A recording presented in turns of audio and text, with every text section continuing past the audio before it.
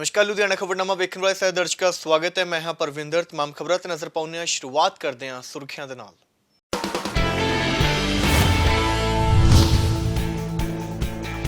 ਖੰਨਾ 'ਚ ਏਜੰਟ ਦੀ ਧੋਖਾਧੜੀ ਦਾ ਸ਼ਿਕਾਰ ਨੌਜਵਾਨ ਨੇ ਕੀਤੀ ਖੁਦਕੁਸ਼ੀ। ਦੁਬਈ ਭੇਜਣ ਲਈ ਏਜੰਟ ਨੂੰ ਦਿੱਤੇ ਸੀ 65,000 ਰੁਪਏ। ਦੁਬਈ ਭੇਜਣ ਦੀ ਬਜਾਏ ਏਜੰਟ ਲਾਉਂਦਾ ਰਿਹਾ ਲਾਰੇ।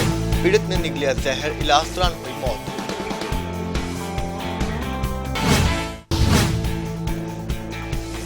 बरसात ने तोड़िया 50 साल का रिकॉर्ड। PIU की मौसम माहर डॉक्टर प्रभजोत कौर ने दी जानकारी। अगले दिनों च पंजाब समेत गुआढ़ी सूबे के विच भी मींह की संभावना।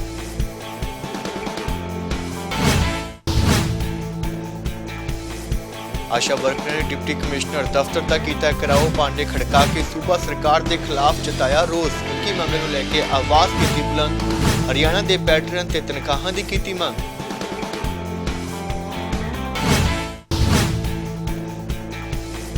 टोक्यो ओलंपिक्स के विच जगराउं की खिडारन सिमरनजीत कौर भी शामिल। वैलफेयर सोसाइटी के वलों जिद्दी की गई अरदास। मुक्केबाजी के विच भारत की आस है सिमरनजीत कौर।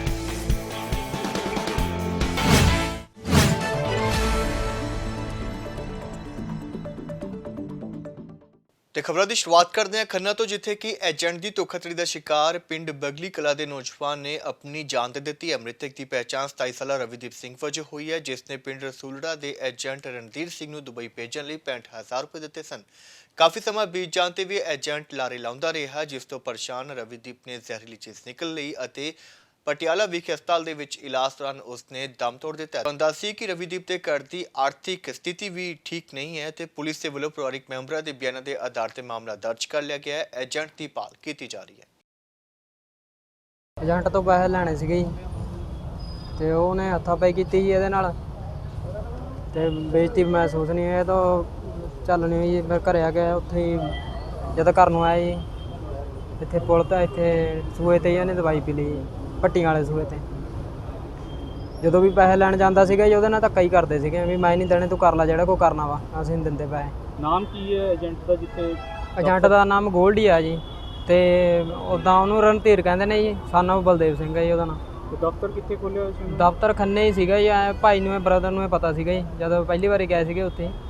ਦਫ਼ਤਰ ਲੁਧਿਆਣੇ ਵੀ ਹੈ ਜੀ ਉਹਨਾਂ ਦੇ ਖੋਲ੍ਹਿਆ। ਕੀ ਮੰਗ ਕਰਦੇ ਤੁਸੀਂ?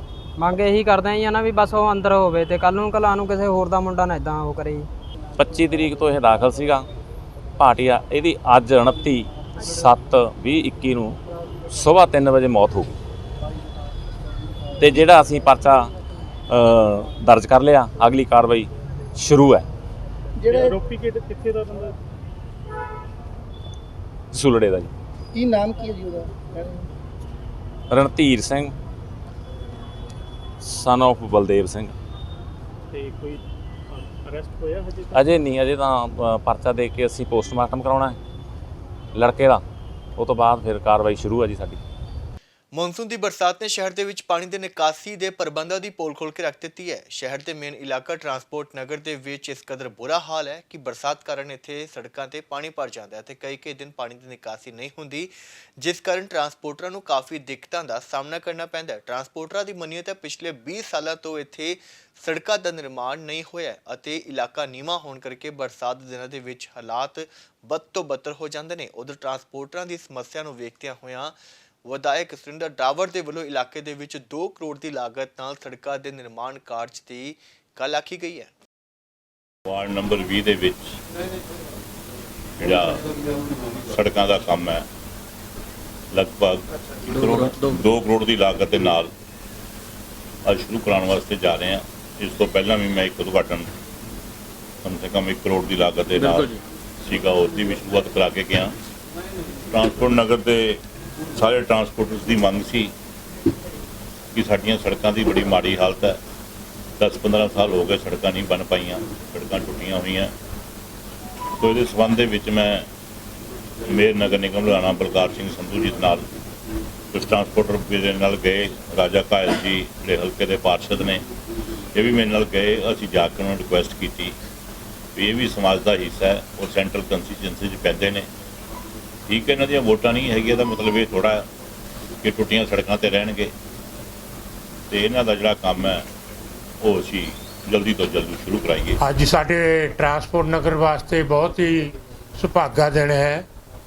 ਅਸੀਂ ਲੁਧਿਆਣਾ ਗੁਡਸ ਟਰਾਂਸਪੋਰਟ ਐਸੋਸੀਏਸ਼ਨ ਦੇ ਸਾਰੇ ਮੈਂਬਰ, ਸਾਰੇ ਟਰਾਂਸਪੋਰਟਰ ਸ੍ਰੀ ਡਾਬਰ ਜੀ ਦਾ ਧੰਨਵਾਦ ਕਰਦੇ ਹਾਂ।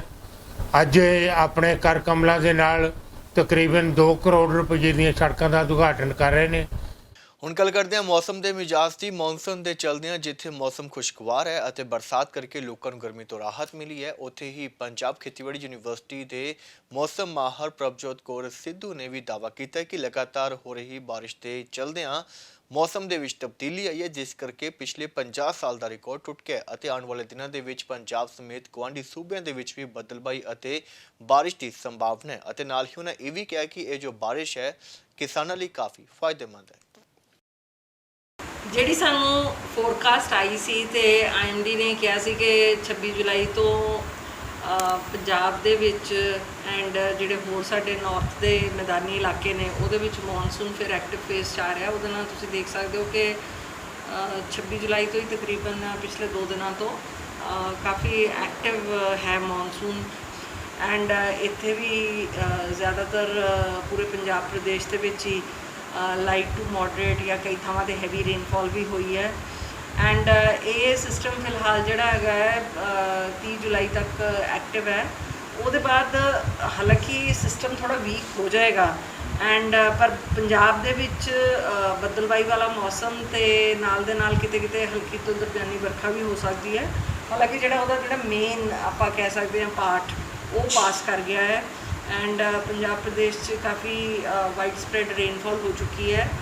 ਸਾਡੀ ਲੁਧਿਆਣੇ ਦੀ ਆਬਜ਼ਰਵੇਟਰੀ 1970 'ਚ ਇਸਟੈਬਲਿਸ਼ ਹੋਈ ਸੀ ਐਂਡ ਪਿਛਲੇ ਜਿਹੜੇ 2 ਦਿਨਾਂ ਦੇ ਵਿੱਚ ਸਾਡੇ ਇੱਥੇ ਰੇਨਫਾਲ ਕਾਫੀ ਅੱਛੀ ਹੋ ਗਈ, 40 mm ਤੋਂ 44 mm ਹੋ ਗਈ ਹੈ। ਐਂਡ ਕੱਲ੍ਹ ਤਾਂ ਜਦੋਂ ਸਵੇਰ ਤੋਂ ਹੀ ਕਾਫੀ ਕਲਾਊਡੀ ਵੈਦਰ ਦੇ ਵਿੱਚ ਬਾਰਿਸ਼ ਹੁੰਦੀ ਰਹੀ, ਉਹਦੇ ਨਾਲ ਸਾਡੇ 1970 'ਚ ਇਸਟੈਬਲਿਸ਼ ਹੋਈ ਆਬਜ਼ਰਵੇਟਰੀ 'ਚ ਅਸੀਂ ਦੇਖਿਆ ਕਿ ਦਿਨ ਦਾ ਟੈਂਪਰੇਚਰ ਜਿਹੜਾ ਹੈਗਾ ਫॉर द ਫਸਟ ਟਾਈਮ ਇੰਨਾ ਲੋ 27 ਡਿਗਰੀ ਸੈਲਸੀਅਸ ਰਿਕਾਰਡ ਕੀਤਾ ਗਿਆ, ਜਿਹੜਾ ਕਿ ਅਜੇ ਤੱਕ ਨਹੀਂ ਦਰਜ ਹੋਇਆ ਸੀ। ਰਿਕਾਰਡ ਕਹਿ ਸਕਦੇ ਹਾਂ। ਹਾਂਜੀ ਬਿਲਕੁਲ ਰਿਕਾਰਡ ਸੀ ਜੀ, ਕਿਉਂਕਿ 28 ਜੁਲਾਈ ਨੂੰ for the first time PAU the observatory ਦੇ ਵਿੱਚ 27.2 ਡਿਗਰੀ ਸੈਲਸੀਅਸ ਰਿਕਾਰਡ ਕੀਤਾ ਗਿਆ, ਜਿਹੜਾ ਕਿ ਅਜੇ ਤੱਕ ਦਾ ਰਿਕਾਰਡ ਲੋ ਸੀ। ਐਂਡ ਸੋ ਮਚ ਸੋ ਕਿ ਸਾਡਾ ਜਿਹੜਾ ਦਿਨ ਦਾ ਅਤੇ ਰਾਤ ਦਾ ਟੈਂਪਰੇਚਰ ਹੈ ਉਹਦੇ 'ਚ ਸਿਰਫ 1 ਡਿਗਰੀ ਸੈਲਸੀਅਸ ਦਾ ਹੀ ਫਰਕ ਰਹਿ ਗਿਆ। ਸੋ ਦਿਸ ਇਜ਼ ਸਮਥਿੰਗ ਜਿਹੜਾ ਇੱਕ ਕਾਫੀ ਯੂਨੀਕ ਜੀ ਫੀਚਰ ਹੈਗੀ ਹੈ। ਬਾਰਿਸ਼ ਦਾ ਜੇ ਆਪਾਂ ਐਬਸੋਲਿਊਟ ਅਮਾਊਂਟ ਦੇਖੀਏ ਤਾਂ ਕੋਈ ਹੈਵੀ ਰੇਨਫਾਲ ਨਹੀਂ ਹੈ, ਬਟ ਲੋਅਰਿੰਗ ਆਫ ਟੈਂਪਰੇਚਰ ਨਾਲ ਜਿਹੜੀਆਂ ਹਵਾਵਾਂ ਚੱਲ ਰਹੀਆਂ ਸੀ ਉਹਦੇ ਕਰਕੇ ਕਾਫੀ ਜ਼ਿਆਦਾ ਹੋ ਗਿਆ। ਅਤੇ ਇਹ ਸਿਸਟਮ ਜਿਹੜਾ ਹੈ ਫਿਲਹਾਲ ਅਜੇ 30 ਜੁਲਾਈ ਤੱਕ ਇਸ ਤਰ੍ਹਾਂ ਐਕਟਿਵ ਰਹੇਗਾ, ਉਹਦੇ ਬਾਅਦ ਫਿਰ ਥੋੜ੍ਹਾ ਡਿਸਿਪੇਟ ਹੋ ਜਾਏਗਾ।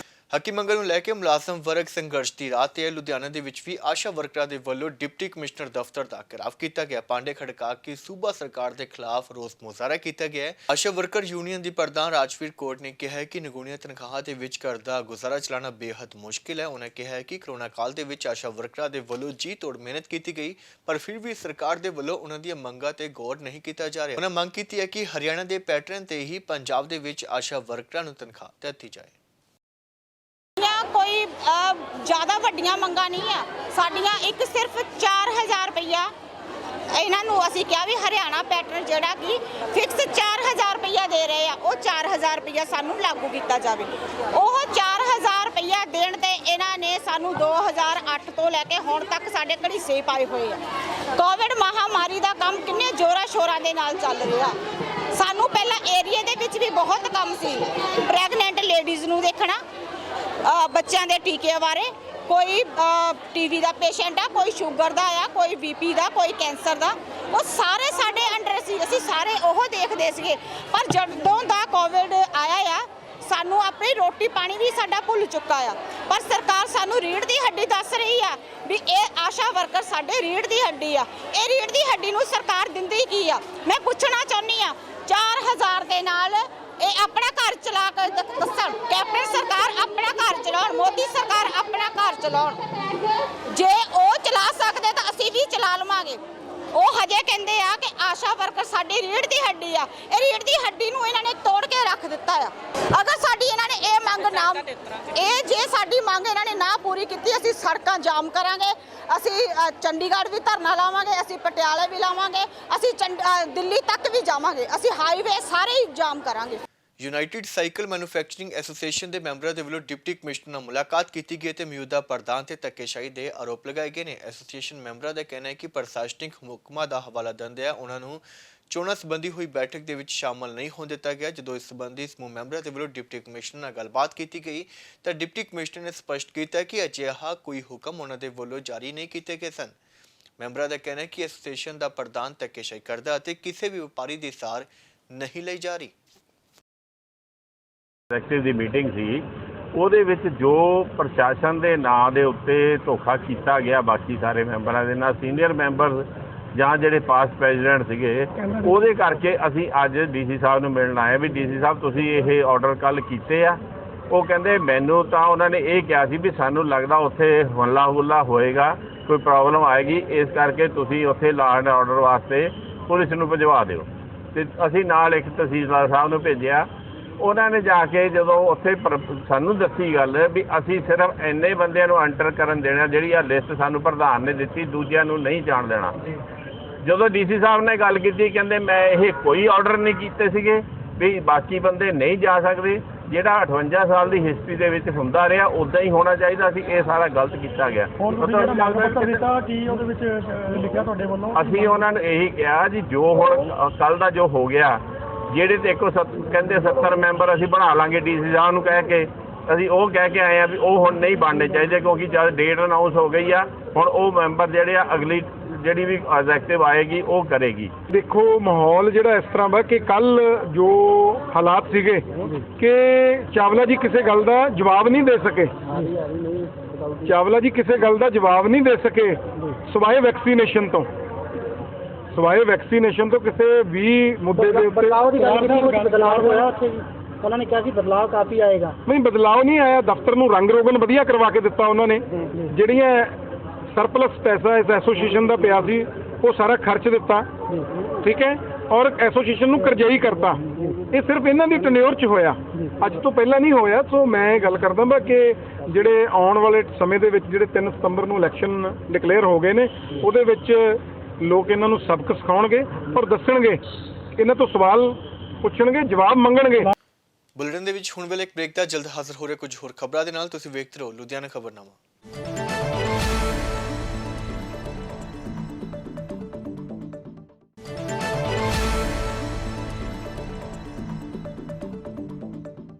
ਬ੍ਰੇਕ ਤੋਂ ਬਾਅਦ ਤੁਹਾਡਾ ਸਵਾਗਤ ਹੈ। 2022 ਦੀਆਂ ਵਿਧਾਨ ਸਭਾ ਚੋਣਾਂ ਨੂੰ ਲੈ ਕੇ ਸ਼੍ਰੋਮਣੀ ਅਕਾਲੀ ਦਲ ਦੇ ਵੱਲੋਂ ਬੈਠਕਾਂ ਦਾ ਦੌਰ ਜਾਰੀ ਹੈ। ਪਿੰਡ ਆਲਮਗੀਰ ਵਿਖੇ ਵੀ ਸ਼੍ਰੋਮਣੀ ਅਕਾਲੀ ਦਲ ਦੀ ਭਰਵੀਂ ਬੈਠਕ ਹੋਈ। ਯੂਥ ਆਗੂ ਤਲਵਿੰਦਰ ਸਿੰਘ ਦੀ ਅਗਵਾਈ ਦੇ ਵਿੱਚ ਹੋਈ ਇਸ ਮੀਟਿੰਗ ਦੌਰਾਨ ਸਾਬਕਾ ਵਿਧਾਇਕ ਦਰਸ਼ਨ ਸਿੰਘ ਸ਼ਿਵਾਲਕ, ਜ਼ਿਲ੍ਹਾ ਪ੍ਰਧਾਨ ਗੁਰਚਰਨ ਸਿੰਘ ਗਰੇਵਾਲ ਅਤੇ ਕੌਮੀ ਬੁਲਾਰਾ ਇਕਬਾਲ ਸਿੰਘ ਗਿੱਲ ਵੀ ਮੌਜੂਦ ਰਹੇ। ਇਸ ਮੌਕੇ ਸਾਬਕਾ ਵਿਧਾਇਕ ਦਰਸ਼ਨ ਸਿੰਘ ਸ਼ਿਵਾਲਕ ਨੇ ਵਜੀਫਾ ਘੁਟਾਲੇ ਨੂੰ ਲੈ ਕੇ ਸੂਬਾ ਸਰਕਾਰ ਤੇ ਨਿਸ਼ਾਨੇ ਸਾਧੇ ਅਤੇ ਇਸ ਮਾਮਲੇ ਦੀ CBI ਜਾਂਚ ਦੀ ਮੰਗ ਕੀਤੀ। ਦੀ ਚਰਨ ਛੋਹ ਧਰਤੀ ਸ਼੍ਰੀ ਆਲਮਗੀਰ ਪਿੰਡ ਦੇ ਵਿੱਚ ਅੱਜ ਵਰਕਰ ਜਿਹੜੀ ਹੈਗੀ ਆ ਮਿਲਣੀ ਸ਼ੁਰੂ ਕੀਤੀ ਗਈ ਹੈਗੀ ਆ, ਜਿਹਦੇ ਵਿੱਚ ਵਰਕਰ ਸਹਿਬਾਨ ਦੇ ਵਿਚਾਰ ਸੁਣਨੇ ਨੇ, ਜਿਹੜੀਆਂ ਉਹਨਾਂ ਦੀਆਂ ਮੁਸ਼ਕਲਾਂ ਉਹ ਹੱਲ ਕਰਨੀਆਂ ਨੇ। ਸੋ ਅੱਜ ਪਹਿਲੀ ਮੀਟਿੰਗ ਜਿਹੜੀ ਹੈਗੀ ਆ ਸਾਡੇ ਇੱਥੋਂ ਦੇ ਤਲਵਿੰਦਰ ਸਿੰਘ ਨੇ, ਜਿਹੜੇ ਯੂਥ ਅਕਾਲੀ ਦਲ ਦੇ ਸਰਕਲ ਪ੍ਰਧਾਨ ਨੇ, ਉਹਨਾਂ ਦੇ ਗ੍ਰਹਿ ਦੇ ਵਿੱਚ ਕੀਤੀ ਗਈ ਆ। ਤੇ ਵੱਖ-ਵੱਖ ਮੁੱਦਿਆਂ 'ਤੇ ਵਿਚਾਰਾਂ ਕੀਤੀਆਂ ਗਈਆਂ ਨੇ ਤੇ 22 ਦੀਆਂ ਚੋਣਾਂ ਨੂੰ ਮੱਦੇ ਨਜ਼ਰ ਰੱਖਦੇ ਹੋਏ ਪਿੰਡ ਵਾਸੀਆਂ ਨੇ ਇਹ ਭਰੋਸਾ ਦਿੱਤਾ ਵਾ, ਵਿਸ਼ਵਾਸ ਦਿਵਾਇਆ ਵਾ ਕਿ ਇਹਨਾਂ ਚੋਣਾਂ ਦੇ ਵਿੱਚ ਇੱਕ ਜਿਹੜੀ ਵੋਟ ਹੈਗੀ ਆ ਸ਼੍ਰੋਮਣੀ ਅਕਾਲੀ ਦਲ ਦੇ ਹੱਕ ਵਿੱਚ ਭੁਗਤੇਗੀ। ਵੀ ਇਹ 56 ਕਰੋੜ ਤੋਂ ਉੱਤੇ ਦਾ ਘਟਾਲਾ ਜਿਹੜਾ ਸਾਧੂ ਸਿੰਘ ਧਰਮਸੋਤ ਨੇ ਕੀਤਾ ਵਾ, ਇਹ ਪੰਜਾਬ ਦਾ ਬੱਚਾ ਜਾਣਦਾ ਵਾ। ਸੋ ਕੇਂਦਰ ਸਰਕਾਰ ਦੀ ਜਿਹੜੀ ਏਜੰਸੀ ਹੈਗੀ ਆ CBI, ਪਿਛਲੇ ਸਮੇਂ ਵਿੱਚ ਇਹ ਰਿਹਾ ਵਾ ਕਿ CBI ਨੇ ਜਿੱਥੇ ਵੀ ਕੰਮ ਪੜਤਾਲ ਕਰਨੀ ਆ, ਚਾਹੇ ਕੋਈ ਕਰਪਸ਼ਨ ਆ, ਚਾਹੇ ਗਲਤ ਕੰਮ ਹੋਇਆ, ਉਹ ਸਿੱਧਾ ਜਾ ਕੇ ਉਸ ਜਗ੍ਹਾ 'ਤੇ ਜਾਂਚ ਕਰ ਸਕਦੀ ਸੀ। ਲੇਕਿਨ 2020 ਦੇ ਵਿੱਚ ਕੈਪਟਨ ਸਰਕਾਰ ਨੇ ਇਹ ਮਤਾ ਪਾਸ ਕੀਤਾ ਵਾ ਕਿ ਸਰਕਾਰ ਦੀ ਮਰਜ਼ੀ ਆ ਕਿ ਉਹ CBI ਤੋਂ ਜਾਂਚ ਕਰਾਵੇ ਜਾਂ ਨਾ ਕਰਾਵੇ। ਤਾਂ ਇਸ ਗੱਲ ਤੋਂ ਸਿੱਧਾ ਇਹੀ ਸਾਬਤ ਹੁੰਦਾ ਵਾ, ਕਿਉਂਕਿ ਹੁਣ ਇਹਨਾਂ ਨੇ ਜੇ ਇਸ ਗੱਲ ਤੋਂ ਜਵਾਬ ਦੇ ਦਿੱਤਾ ਵਾ ਪੰਜਾਬ ਸਰਕਾਰ ਨੇ ਕਿ ਅਸੀਂ CBI ਤੋਂ ਜਾਂਚ ਨਹੀਂ ਕਰਾਉਣੀ। ਇਹਦਾ ਮਤਲਬ ਇਹੀ ਆ ਕਿ ਜਿਹੜੇ ਕੈਪਟਨ ਸਾਹਿਬ ਨੇ ਉਹ ਜਿਹੜਾ ਧਰਮਸੋਤ ਆ ਇਹਨਾਂ ਦਾ ਮੰਤਰੀ ਜਿਹਨੇ ਘੁਟਾਲਾ ਕੀਤਾ ਉਹਨੂੰ ਬਚਾਉਣਾ ਚਾਹੁੰਦੇ ਆ। ਸਿੱਧੀ ਜਿਹੀ ਇਹੀ ਗੱਲ ਹੈ ਜੀ। ਜਿਵੇਂ ਕਿ ਤੁਸੀਂ ਸਾਰੇ ਜਾਣਦੇ ਹੋ, ਪੰਜਾਬ ਦੇ ਵਿੱਚ ਗਰੀਬ ਬੱਚਿਆਂ ਨਾਲ ਬਹੁਤ ਵੱਡਾ ਧੱਕਾ ਕੀਤਾ ਪੰਜਾਬ ਸਰਕਾਰ ਨੇ। ਉਹਦਾ ਮੁੱਖ ਦੋਸ਼ੀ ਜਿਹੜਾ ਹੈਗਾ ਉਹ ਹੈਗਾ ਧਰਮਸੋਤ ਮਿਨਿਸਟਰ, ਜਿਹਨੇ ਇਹ ਸਾਰਾ ਘਪਲਾ ਕੀਤਾ। ਇਸ ਘਪਲੇ ਦੀ ਜਦੋਂ ਇਸ ਆਵਾਜ਼ ਜਿਹੜੀ ਹੈਗੀ ਆ ਕੇਂਦਰ ਤੱਕ ਵੀ ਪਹੁੰਚੀ ਤੇ ਉਹਨਾਂ ਨੇ ਇਸ ਜਿਹੜੇ ਉਹਨਾਂ ਨੇ ਇਸ਼ੂ ਕੀਤਾ ਇਹ ਪੈਸਾ, ਉਹਦੇ ਬਾਰੇ 'ਚ ਉਹਨਾਂ ਨੇ ਡਾਕੂਮੈਂਟ ਮੰਗੇ ਤਾਂ ਪੰਜਾਬ ਸਰਕਾਰ ਨੇ ਦੇਣ ਤੋਂ ਇਨਕਾਰ ਕਰ ਦਿੱਤਾ। ਪਰ ਕਿਉਂਕਿ ਇਹਨਾਂ ਦੀ ਇੱਥੋਂ ਸਾਫ਼ ਜ਼ਾਹਰ ਸੀ ਵੀ ਰਲੀ ਮਿਲੀ ਭੁਗਤ ਲੱਗਦੀ ਸੀ, ਕਿਉਂਕਿ ਪੰਜਾਬ ਸਰਕਾਰ ਨੇ ਪਤਾ ਸੀ ਵੀ ਇੱਕ ਨਾ ਇੱਕ ਦਿਨ ਇਹ ਘਪਲੇ ਦੀ ਬਾਹਰ ਆਉਣਾ, ਇਸ ਲਈ ਇਹਨਾਂ ਨੇ ਕਾਨੂੰਨ ਹੀ ਇਹ ਬਣਾਤਾ ਵੀ ਜਿਹੜੀ ਹੈਗੀ ਹੈ ਜੇਕਰ ਕੋਈ ਗੌਰਮੈਂਟ ਜਾਂ ਕੋਈ ਪ੍ਰਾਈਵੇਟ ਬੰਦਾ ਮੰਗੇ CBI ਦੀ ਇਨਕੁਆਇਰੀ ਤਾਂ ਉਹ ਸਾਡੀ ਕੰਸੈਂਟ ਤੋਂ ਬਿਨਾਂ CBI ਇਨਕੁਆਇਰੀ ਹੋਵੇ ਨਾ। 2020 ਦੇ ਵਿੱਚ ਇਹਨਾਂ ਨੇ ਕਾਨੂੰਨ ਬਣਾਤਾ। ਹੁਣ ਸੈਂਟਰ ਸਰਕਾਰ ਜੇਕਰ ਕਾਨੂੰਨ CBI ਦਿੰਦੀ ਵੀ ਆ, ਈਵਨ ਦੈਨ ਜਿਹੜੀ ਹੈਗੀ ਆ ਉਹਦੀ ਕੰਸੈਂਟ ਨਹੀਂ ਦੇ ਰਹੀ ਪੰਜਾਬ ਸਰਕਾਰ। ਇੱਥੋਂ ਸਾਫ਼ ਜ਼ਾਹਰ ਆ ਵੀ ਧਰਮਸੋਤ ਤੇ ਕੈਪਟਨ ਅਮਰਿੰਦਰ ਸਿੰਘ ਰਲੇ ਹੋਏ ਨੇ ਤੇ ਰਲ ਮਿਲ ਕੇ ਇਹਨਾਂ ਨੇ ਗਰੀਬ ਬੱਚਿਆਂ ਦਾ 2 ਲੱਖ ਤੋਂ ਵੱਧ ਬੱਚਿਆਂ ਦਾ ਜਿਹੜਾ ਭਵਿੱਖ ਧੁੰਦਲਾ ਕੀਤਾ। ਇਸ ਲਈ ਪੰਜਾਬ ਸਰਕਾਰ ਜਿਹੜੀ ਹੈਗੀ ਬਹੁਤ ਵੱਡੀ ਦੋਸ਼ੀ ਆ ਬੱਚਿਆਂ ਦੀ।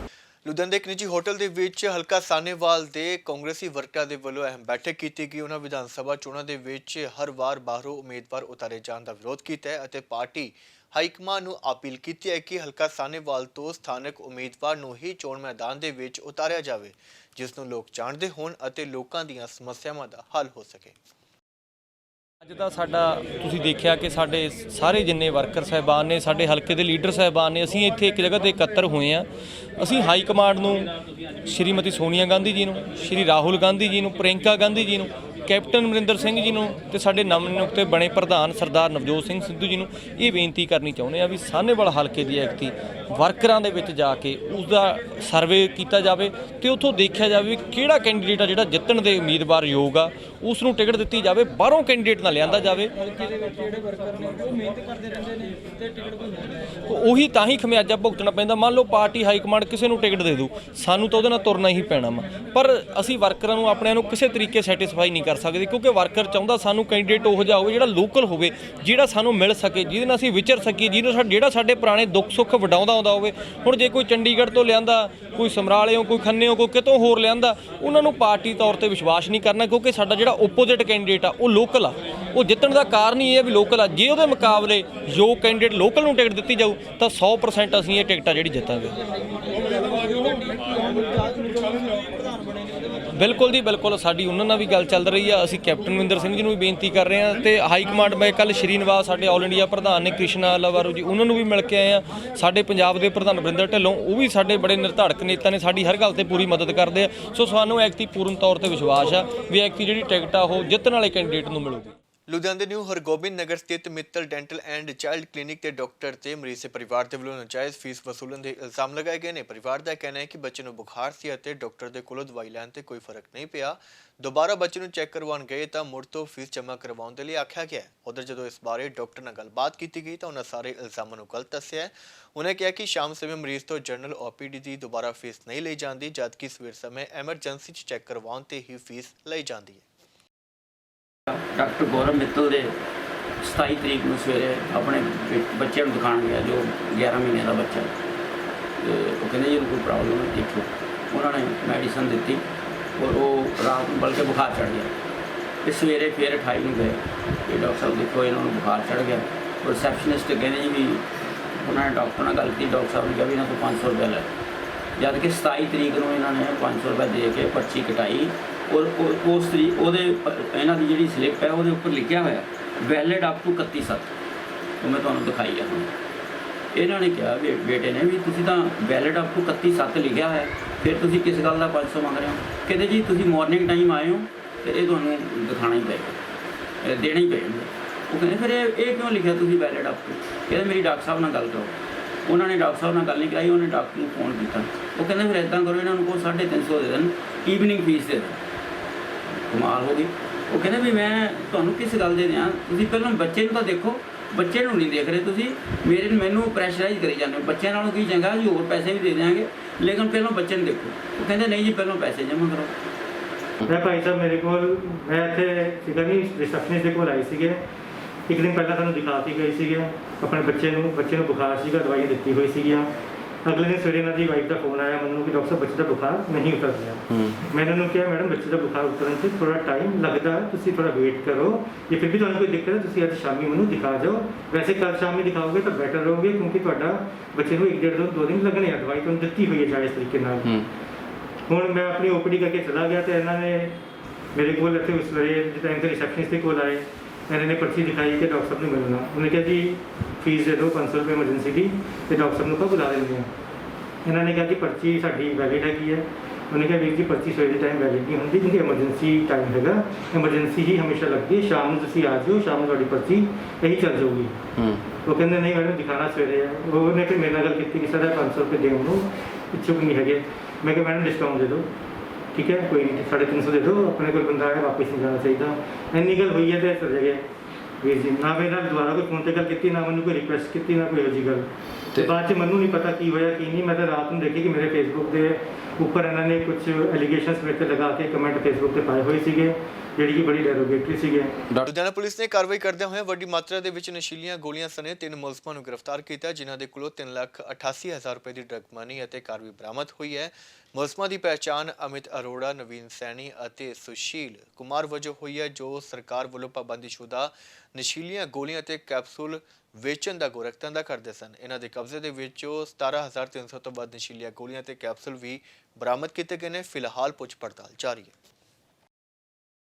ਇਹ ਪਿਛਲੇ ਦਿਨੀ ਮੁਕੱਦਮਾ ਨੰਬਰ 110 ਤੇ ਮਿਤੀ 26/7/2021 ਨੂੰ ਅਮਿਤ ਅਰੋੜਾ ਤੇ ਨਵੀਨ ਸੈਣੀ ਦੇ ਖਿਲਾਫ ਜਿਹੜਾ ਇਹ ਮੁਕੱਦਮਾ ਦਰਜ ਕਰਾਇਆ ਸੀਗਾ ਤੇ ਉਸ ਤੋਂ ਬਾਅਦ ਉਹਨਾਂ ਨੂੰ ਐਲਟੋ ਕਾਰ ਵਿੱਚੋਂ ਕਾਬੂ ਕਰਕੇ ਉਹਨਾਂ ਕੋਲੋਂ ਕਰੀਬ 1400 ਕੈਪਸੂਲ ਤੇ ਨਸ਼ੀਲੀਆਂ ਗੋਲੀਆਂ ਜਿਹੜੀਆਂ ਬਰਾਮਦ ਹੋਈਆਂ ਸੀ।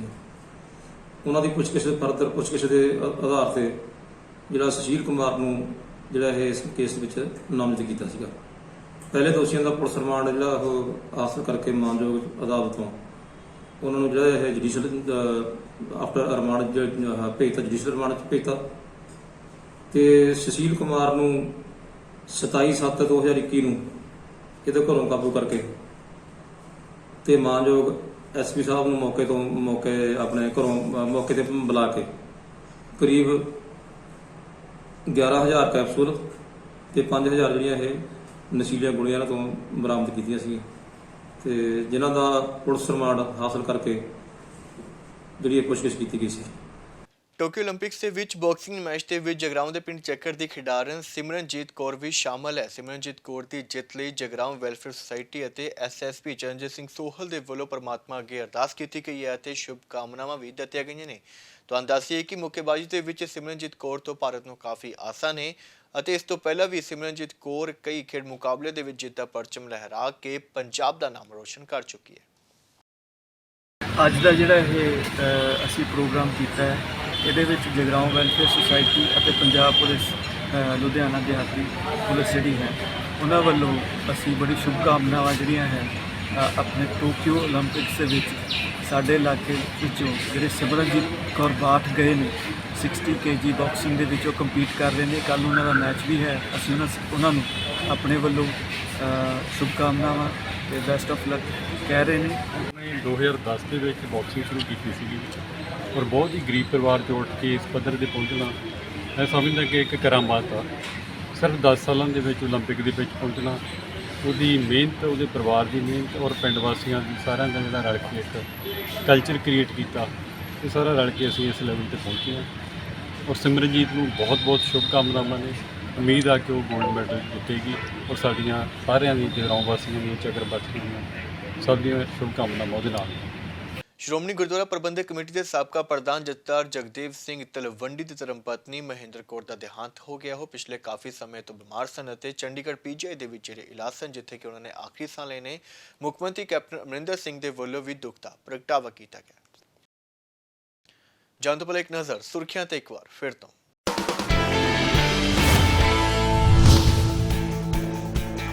ਖੰਨਾ 'ਚ ਏਜੰਟ ਦੀ ਧੋਖਾਧੜੀ ਦਾ ਸ਼ਿਕਾਰ ਨੌਜਵਾਨ ਨੇ ਕੀਤੀ ਖੁਦਕੁਸ਼ੀ। ਦੁਬਈ ਭੇਜਣ ਲਈ ਏਜੰਟ ਨੂੰ ਦਿੱਤੇ ਸੀ 65,000 ਰੁਪਏ। ਦੁਬਈ ਭੇਜਣ ਦੀ ਬਜਾਏ ਏਜੰਟ ਲਾਉਂਦਾ ਰਿਹਾ ਲਾਰੇ।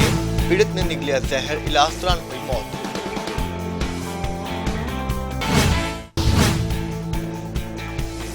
बरसात ने तोड़िया 50 साल का रिकॉर्ड। PIU की मौसम माहर डॉक्टर प्रभजोत कौर ने दी जानकारी। अगले दिनों च पंजाब समेत गुआढ़ी सूबਿਆਂ ਦੇ ਵਿੱਚ भी ਮੀਂਹ ਦੀ संभावना।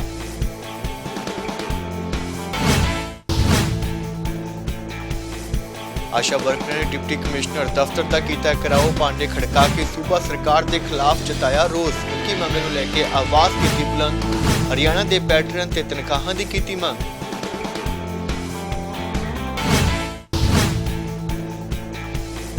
टोक्यो ओलंपिक्स के विच जगराउं की खिडारन सिमरनजीत कौर भी शामिल। वैलफेयर सोसाइटी के वलों जिद्दी की गई अरदास। मुक्केबाजी के विच भारत की आस है सिमरनजीत कौर।